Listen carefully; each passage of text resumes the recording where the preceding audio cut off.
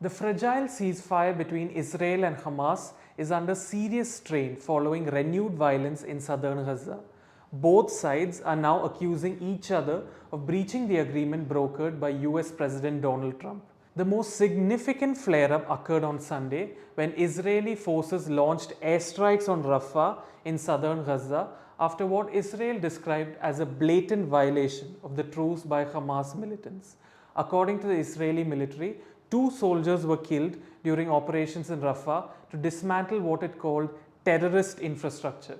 In response to the deaths of the IDF men, Israeli aircraft struck tunnel shafts and military sites in Rafah, later expanding the strikes to the northern town of Beit Lahia. These are the first Israeli military fatalities since the ceasefire took effect on 10th October. Hamas military wing denied knowledge of any attacks in Rafah, claiming it had lost contact with its fighters in the area.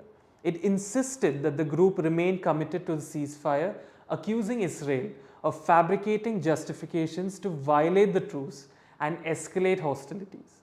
In a statement, senior Hamas official Izzat al-Rishq said the group had faithfully implemented the terms of the agreement and accused Israel of killing civilians, delaying the release of detainees, and blocking humanitarian aid. The renewed hostilities have halted the transfer of aid into Gaza, further compounding the humanitarian crisis in the territory. Israeli officials said the decision to stop aid shipments was temporary but linked to the security situation.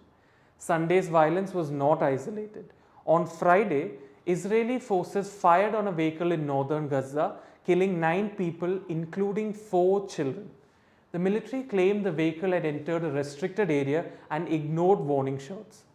Gaza's rescue services, affiliated with Hamas Interior Ministry, described the attack as unjustified, highlighting the confusion many civilians face over ceasefire demarcation lines. Israel said its warnings were clear but acknowledged the challenges civilians face in a devastated landscape with limited access to communication and maps. As tensions escalate, Israel's political leadership is also under pressure from within.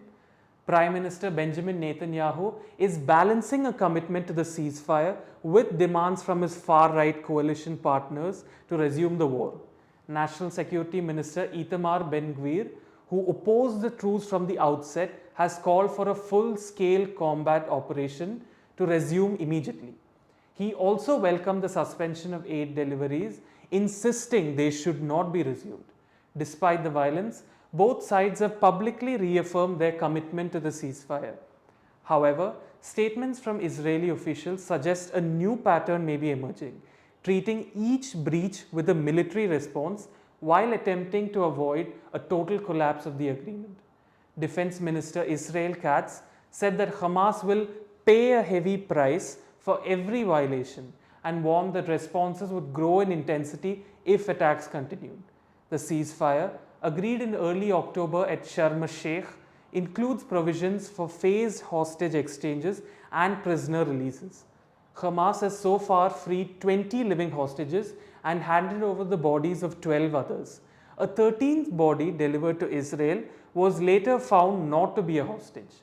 In return, Israel has released nearly 2,000 Palestinian prisoners and returned over 100 bodies to Gaza. However, Israel feels that Hamas is deliberately delaying the return of the remains of the deceased hostages. Israeli officials have also expressed concern about Hamas continuing to operate from tunnels beneath areas still under Israeli control. The southern Gaza corridor between the so-called Yellow Line and the Egyptian border is considered particularly volatile, with officials warning it could become a flashpoint for further clashes.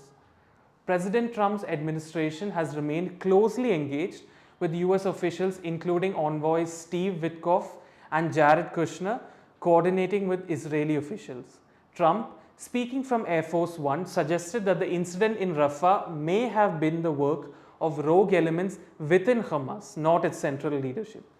The US has urged Israel to respond proportionately while showing restraint, encouraging the government to focus on isolating Hamas and building alternatives in Gaza. A senior Egyptian official confirmed that Cairo is engaged in round-the-clock diplomacy to prevent a total collapse of the ceasefire. Meanwhile, reports indicate that senior US figures, possibly including Vice President J.D. Vance, are expected to visit Israel soon in a renewed effort to stabilize the situation and push forward the terms of the Sharm el-Sheikh agreement.